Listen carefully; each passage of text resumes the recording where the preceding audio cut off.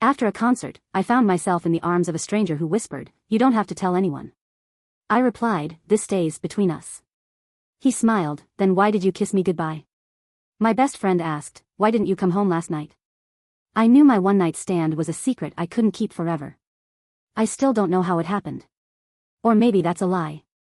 Maybe I do know exactly how it happened, and I just don't want to admit it to myself. But if I don't write it down, if I don't get it out somehow, I think I'm going to lose my mind. So here it is. I have a boyfriend. His name is Matt. We've been together for 4 years. He's good to me. He loves me. He's the kind of guy who rubs my feet after a long day, who remembers the name of the barista at our favorite coffee shop, who keeps emergency snacks in his glove compartment because he knows I get cranky when I'm hungry. He's the kind of guy you marry. And I think I ruined everything. It started with a concert. My best friend Sarah surprised me with tickets to a band we both loved. It was in New York City, just a train ride away. She'd booked an Airbnb so we wouldn't have to worry about going home the same night. The plan was simple: go to the concert, have some drinks, crash at the Airbnb, and head home in the morning. Matt was totally fine with it. He wasn't a big concert guy anyway. He kissed me goodbye, told me to have fun, and that was it. No drama. No jealousy. Because he trusted me. I keep thinking about that part. The concert itself was incredible. The kind of show that makes your whole body vibrate, where the energy in the room is so electric you feel high even before the drinks start kicking in. I was dancing, laughing, letting go in a way I hadn't in a long time. And then I met him. I don't even remember how it happened. One second I was at the bar, ordering another drink, and the next, I was talking to him. He wasn't the most attractive guy in the room, but he was confident. Charismatic. The kind of person who made you feel like the only one there. He had this lazy, half smile and this way of leaning in just a little too close, like he already knew you wanted him. I should have walked away. But I didn't. Instead, I let him buy me a drink.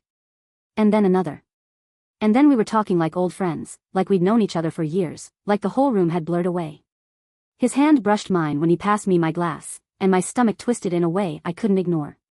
Sarah came up at one point, nudging me, giving me a look.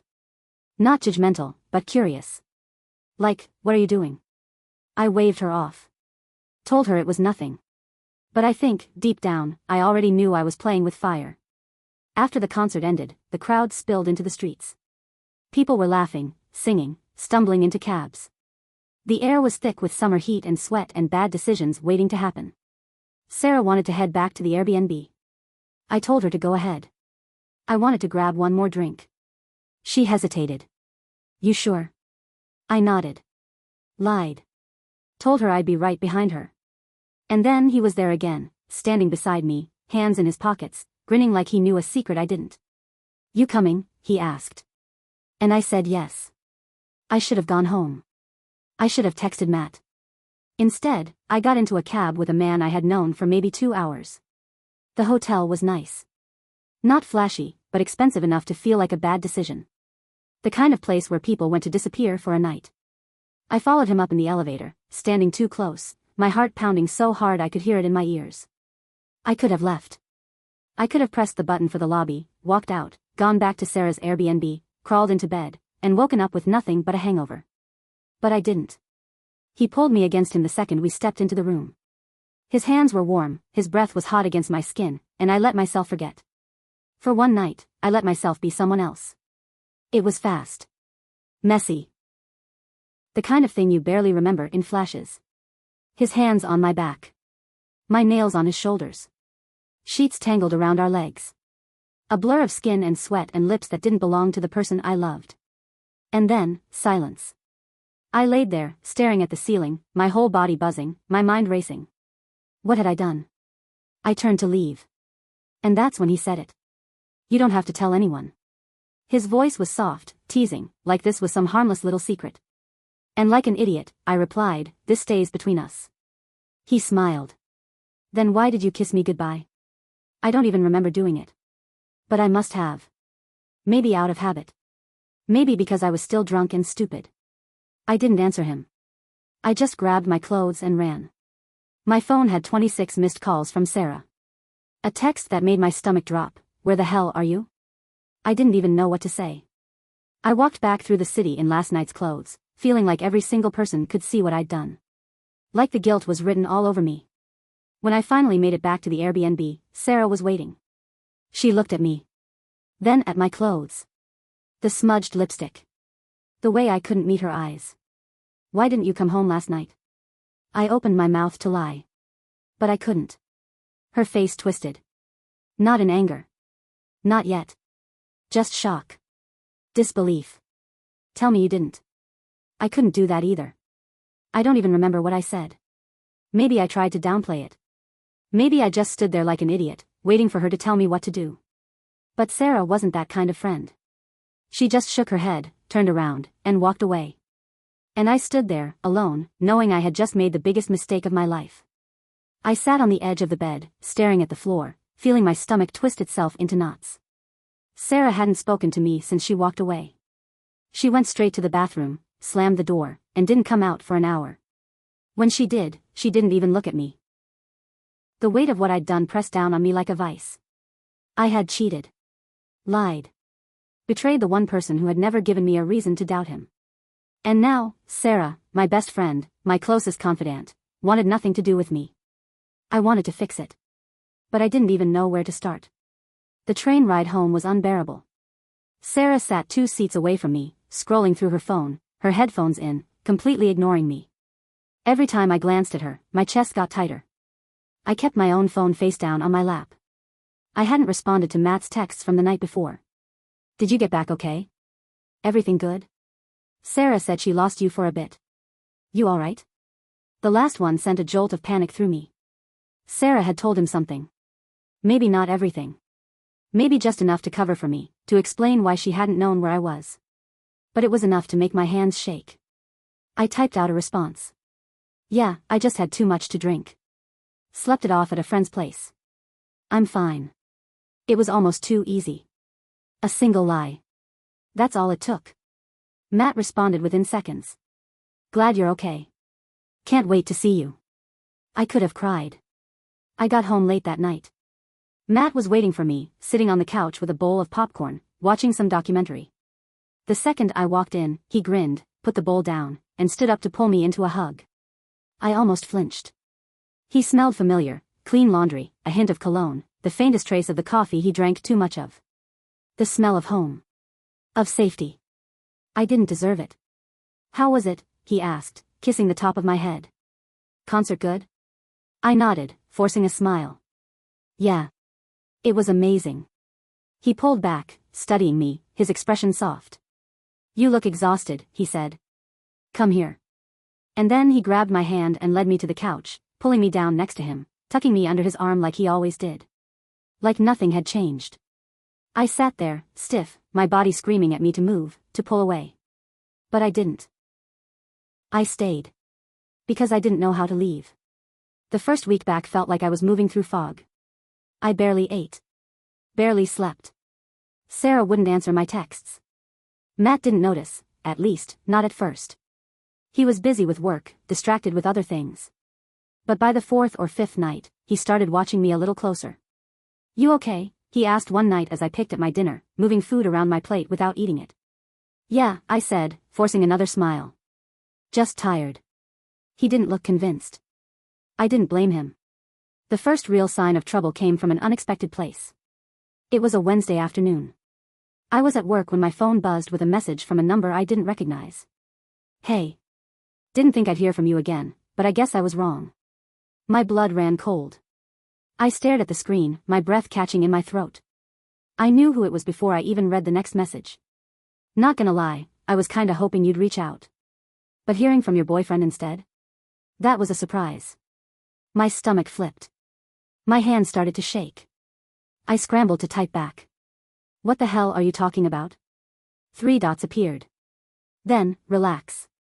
I didn't say anything. But he called me. Wanted to know if I knew where you were that night. Guess he got my number from the hotel records. You might want to check in with him.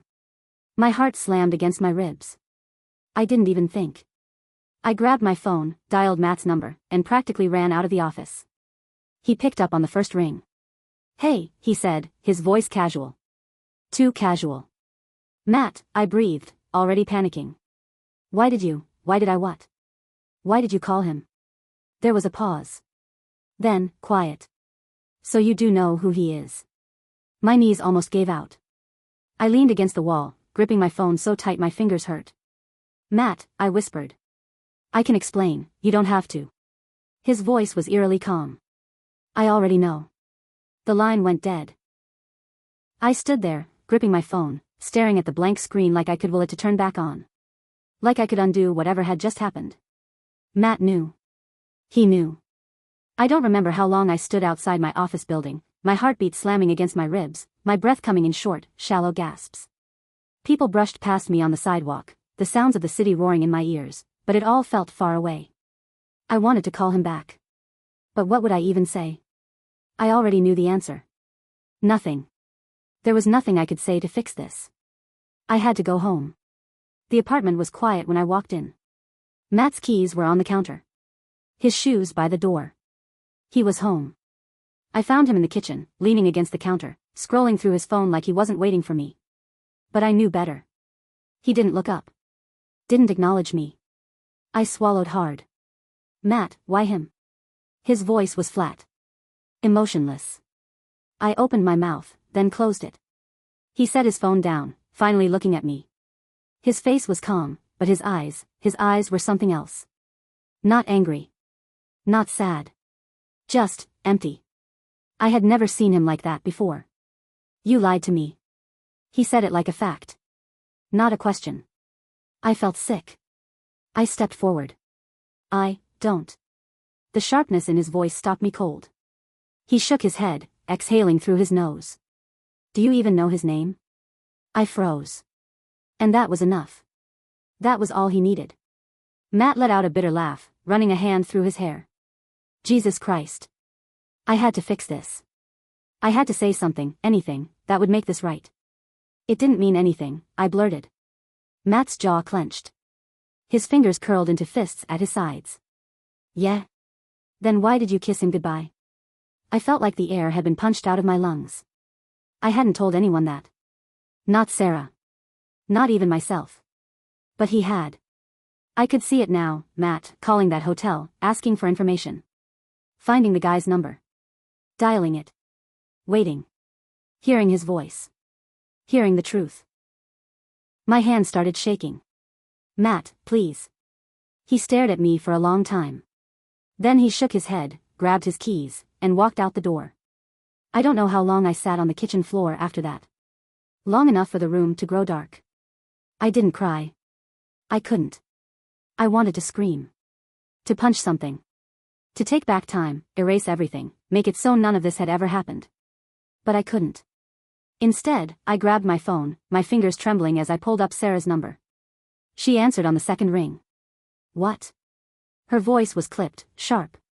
I swallowed the lump in my throat. He knows. Silence. Then, how? He called him. Sarah exhaled slowly. Oh, shit. Yeah, I whispered. Another pause. Then, softer, where is he now? I don't know. He left. My voice cracked. Sarah sighed. I'm coming over. And for the first time since this whole nightmare started, I felt like I could breathe. Sarah showed up 20 minutes later, 2 bottles of wine in hand. She didn't say anything at first. Just walked in, set the bottles down, and pulled me into a tight hug. That was all it took. I broke.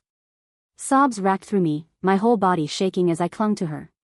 She held me tight, not saying a word, just letting me fall apart in her arms. After what felt like forever, she pulled back, looking me in the eye. Okay, she said. Start from the beginning. I told her everything. Every single thing. By the time I was done, she was quiet, staring at the table, her fingers tracing patterns on the wood. Finally, she looked up. You have to find him. I swallowed. What if he doesn't want to see me? She gave me a look. Then you fight for him. You owe him that much. She was right. But I wasn't ready for what happened next. I spent the next 2 days trying to reach Matt. I called. Texted. Nothing. His location was off. He wasn't at work. I was starting to lose my mind. And then, on the 3rd day, I got a text. Not from Matt. From his sister. I don't know what you did, but he's here. And he's not okay. My stomach twisted. I barely had time to reply before the next message came in. You should probably get here before our parents do. I felt like I couldn't breathe. Matt had gone to his childhood home. And if his parents found out first, I might never get the chance to fix this. I grabbed my keys and ran. The drive was a blur. I barely remember the highway. The turns. The way my hands clenched the steering wheel so tight my knuckles turned white. All I could think about was getting to him. When I finally pulled up to his parents' house, his sister was waiting on the porch. Arms crossed, her expression unreadable. I stepped out of the car, my legs shaking. Is he inside? I asked, my voice barely above a whisper. She nodded. Is he? He's drunk, she said flatly. And he's pissed. But he's still Matt. So if you're gonna do this, you better do it now. I swallowed hard. Then I walked inside. I found him in the living room, slumped on the couch, a half-empty bottle of whiskey on the table in front of him. He looked up when I walked in. And for the first time since that night, I saw it. Not anger. Not betrayal. Just hurt. Deep, bone-crushing, soul-breaking hurt. I opened my mouth. But before I could say a single word, he spoke first. You don't get to do this. I blinked. Matt, you don't get to come here and try to fix me like I'm yours to fix. My throat tightened. You chose him. His voice was sharp, cutting. Not me. I felt like I was drowning. I chose wrong, I whispered. Matt let out a hollow laugh, running a hand through his hair. Yeah. No shit. Silence stretched between us, heavy and suffocating. And then, finally, I don't know if I can forgive you. The words felt like a knife to the chest. But I nodded. Because I deserved that. I don't expect you to, I whispered. But I'm not leaving until you hear me out. His jaw tightened. Then he picked up the whiskey bottle, poured himself another drink, and leaned back. Fine, he said. Talk. I took a deep breath. My hands were shaking. My whole body felt like it was shutting down. But I had to say this. I had to say it now, or I would never get the chance again. I fucked up. My voice cracked, but I didn't care. I don't have an excuse. I don't have some grand reason to make it make sense. I swallowed hard. I got caught up in the moment. I was drunk, and I made the worst mistake of my life. Matt didn't say anything. He just sat there, staring at the floor, the whiskey glass dangling from his fingers. I stepped closer. But it wasn't because I didn't love you. My throat tightened. It wasn't because I wanted someone else. Matt let out a short, bitter laugh. Sure as hell looked that way. I flinched. I know. He exhaled slowly, rubbing a hand down his face. His shoulders were tense. His jaw clenched so tight I thought his teeth might crack. Do you have any idea what it was like to hear it from him first? His voice was quiet, but there was something sharp underneath it. Something raw. I opened my mouth, but I had nothing. Because he was right. I had let him find out in the worst way possible. I thought we were solid, he said, shaking his head. I thought you were happy. I was happy, I whispered. Then why? The million-dollar question. I had asked myself the same thing 1,000 times. Why? Why had I done something so careless? So cruel? Why had I let my whole life burn to the ground for a stranger whose name I barely remembered? I don't know. It was the truth. And I could see that it only made him angrier. Matt's hand curled into a fist, his knuckles white. Bullshit. I shook my head. I swear to God, Matt, don't lie to me again. His voice exploded through the room, shattering the fragile calm between us. I sucked in a sharp breath. I had never heard him yell like that before. Matt was not the kind of person who lost his temper. He didn't scream. He didn't throw things. He didn't slam doors. But right now, he was shaking. His whole body tense, like he was barely holding himself together. You do know, he said, voice shaking. You know exactly why you did it. You just don't want to say it out loud. I clenched my jaw. Because part of me knew he was right. Say it. His eyes burned into mine.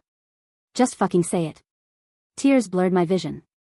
My whole body felt like it was crumbling from the inside out. And then, before I could stop myself, I think I wanted to ruin it. The words were barely above a whisper. But Matt heard them. His entire body went still. I covered my mouth with my hands, shaking my head. I didn't mean that, but I had. I had meant it. And the second I said it out loud, I finally understood. I had been waiting for something to go wrong. Waiting for Matt to get tired of me. Waiting for him to stop loving me. Waiting for the moment I could say, see? I knew this was too good to be true. But he never did. Matt never wavered. Never pulled away. Never gave me a reason to doubt him.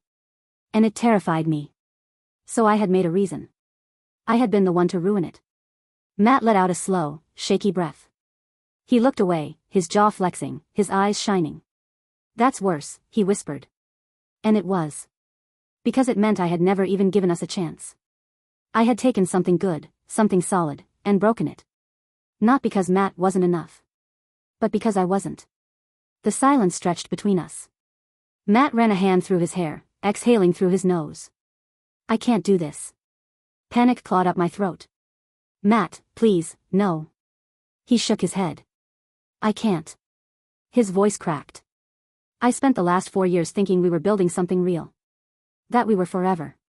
My heart shattered. We weren't. I flinched. Matt squeezed his eyes shut, taking a deep breath. Then, softer, we weren't. Because you never let yourself believe it. I bit the inside of my cheek so hard I tasted blood. I was all in, Matt whispered. I loved you. I wanted to spend my life with you. Tears spilled down my cheeks. And you were just waiting for the moment I'd walk away. His voice was quiet. So you made sure I did. My chest ached. Matt, please, but he was already shaking his head. You don't get to beg for me now. The words sliced straight through me. Matt took one last shaky breath, then stepped around me, heading for the door. Panic surged through me. Wait. He paused. But he didn't turn around. I could feel it slipping away. Everything. Every piece of my life. Every part of the future I thought I had. And I couldn't stop it. Do you love me? I choked out. A long, painful silence. Then, yeah. The answer hit me like a freight train. My breath shuddered out of me. Then stay. Matt let out a quiet, broken laugh. And then he turned to face me, eyes full of something I couldn't bear to see. I do love you, he said. But I don't trust you. Silence. Final. And then he walked away. The door clicked shut behind him. And just like that, he was gone. I don't know how long I stood there. Long enough for my legs to go numb. Long enough for the weight of everything to crush me completely. Matt was right. I had ruined it. And I would have to live with that for the rest of my life. It's been 6 months. Matt never came back. He moved out of our apartment, changed his number. He's dating someone new now. I don't check his social media anymore. I don't text him late at night when I'm drunk and stupid. I don't let myself hope that he'll forgive me someday. Because I don't deserve his forgiveness. I broke the one good thing I had, and I have to live with that. I don't know if I've learned my lesson. I don't know if I've changed. But I do know this, some mistakes don't get second chances. And some people don't come back.